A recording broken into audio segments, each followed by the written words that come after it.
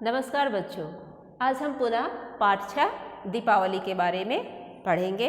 तो पहले 2 वीडियो में जो हमने पढ़ा उसका रिकैप मैं फिर से एक बार दोहरा देती हूँ। दीपावली जिसका अर्थ होता है दीप अर्थात दिया, आवली अर्थात श्रृंखला, दिए की श्रृंखला। अब इसके इतिहास के बारे में मैं बता रही हूँ। यह भी मैंने आपको पहले बता दिया है कि राम जी के 14 वर्षों के वनवास के बाद वापस अयोध्या लौटने पर दिए जलाकर उनका स्वागत किया गया और तब से यह परंपरा चली आ रही है। लोग खुशी में दीपावली का त्यौहार मनाते हैं। इसकी शुरुआत यही मानी गई है कि राम जी के वापस अयोध्या आने पर लोगों ने इनका स्वागत किया था। इस दीपावली के समय जो प्रमुख सामग्री या प्रमुख चीज़ें जो हम उपयोग में लाते हैं वो कौन कौन सी हैं? दिया, तेल, बाती, फूल, तोरण, रंगोली, केले के पौधे, गोबर से द्वारों के सामने लिपाई, मतलब घर के मुख्य दरवाजे के बाहर उस दिन जरूर से लोग अपने घरों के सामने गोबर की लिपाई कराते हैं। इसे बहुत शुभ माना जाता है। नए कपड़े, मिठाई, पटाखे इत्यादि ये दीपावली के प्रमुख सामग्री हैं जो लोग अपने अपने घरों में लेकर आते हैं। तो बच्चों, भारत में दीपावली का त्यौहार खुशियों का त्यौहार और रोशनी का त्यौहार भी कहलाता है। अब आज हम आगे के अगले पृष्ठ के पाठ्यांश को पढ़ेंगे और समझेंगे कि दीपावली और किन किन देशों में किस तरह से मनाई जाती है। ठीक है। कहा जाता है कि विश्व के 90 से भी अधिक देशों में आतिशबाजी का प्रचलन है। तो बच्चों, आतिशबाजी अर्थात पटाखे फोड़ना है ना, रोशनी करना, उजाला करना और पटाखे फोड़ना, ये आतिशबाजी है। लेकिन यह आतिशबाजी विशेष अवसरों पर ही की जाती है। तो भारत के अतिरिक्त और भी बाहरी ऐसे भी देश हैं, बाहरी ऐसे देश हैं 90, यहाँ पे गिनती में 90 देशों के बारे में कहा गया है जहाँ पर रोशनी का त्यौहार मनाया जाता है। लोग आतिशबाजी कहते हैं, पता नहीं वे इस त्यौहार को किस नाम से पुकारते हैं। हम इसे दीपावली कहते हैं। वे रोशनी का त्यौहार तो मनाते हैं लेकिन उनके नाम हमें नहीं पता। अगली पंक्ति है, दिन में तो सूर्य अपनी रोशनी से समूचे जग को नहलाता है। यह तो यथार्थ है, सच्चाई है कि दिन में हमें रोशनी की आवश्यकता नहीं होती है। सूर्य पूरे दुनिया को अपनी रोशनी से, उजाले से भर देता है। रात्रि में रोशनी मोमबत्ती व बल्बों द्वारा प्राप्त होती है और जब रात हो जाती है तो हमें मोमबत्ती और बल्बों के द्वारा रोशनी प्राप्त होती है। बहुत जगह लोग लालटेन भी जलाते हैं, कहीं कहीं पे लोग अभी भी दिया, जैसे झारखंड में हम बोलेंगे, चाहे बहुत ऐसे देहाती या आदिवासी बहुल देहात में एक बत्ती होती है जिसे ढिबरी कहते हैं, वह भी प्रयोग में लाया जाता है रात में रोशनी के लिए, जिसमें केरोसिन डाला जाता है। जिस तरह लालटेन में हम केरोसिन डाल के जलाते हैं मिट्टी का तेल, उसी तरह ढिबरी एक दिया जैसा ही छोटा सा बर्तन होता है जिसमें लोग मिट्टी का तेल डालते हैं और उसमें एक छोटा सा लालटेन की तरह ही जो उसका फीता होता है अपने घरों में लोग कपड़ों से ही बना लेते हैं और उसे प्रयोग में लाते हैं। इसे ढिबरी कहते हैं। ठीक है बच्चों। अंधेरे में रोशनी के संसार की कल्पना अधूरी है। तो बच्चों, अंधेरे में हम रोशनी की कल्पना नहीं कर सकते हैं। जिस तरह दिन में सूरज हमें रोशनी देता है, रात में हमें वैसी रोशनी नहीं मिल सकती है।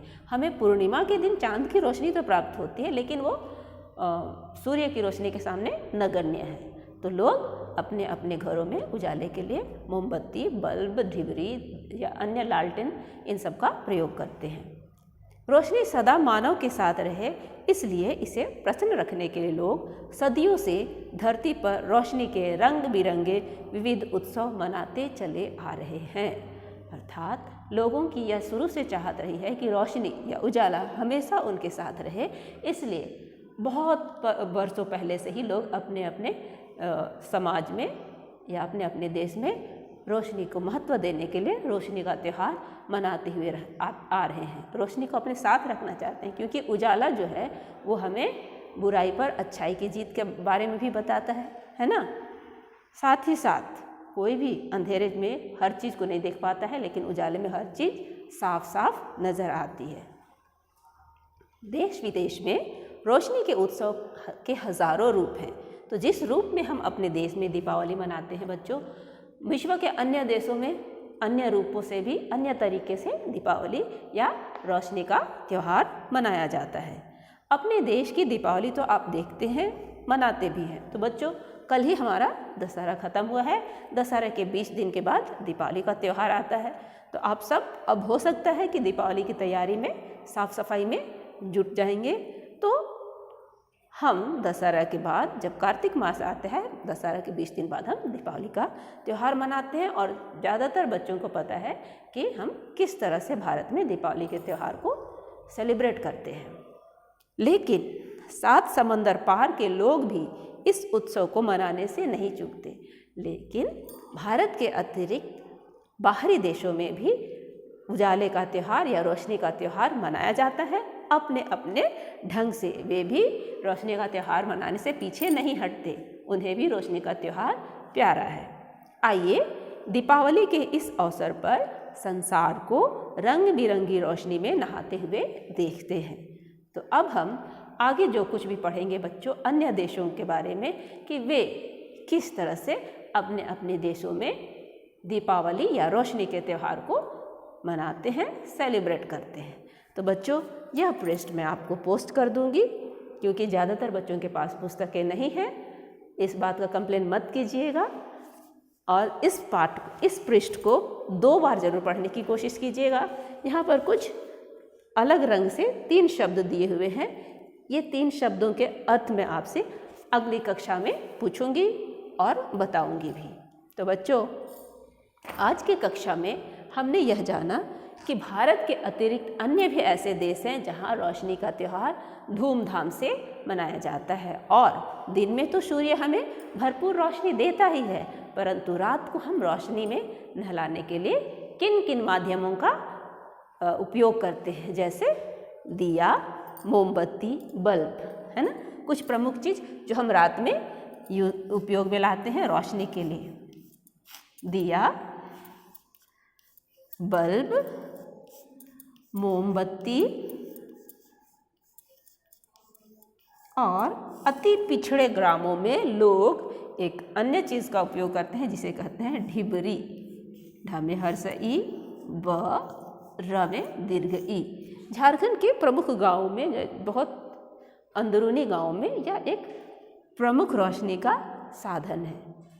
तो बच्चों, आज की कक्षा में हम इतना ही समझेंगे और कल से हम यह जानेंगे, या अगली कक्षा से हम यह जानेंगे कि विदेशों में किस तरह से रोशनी का त्यौहार मनाया जाता है।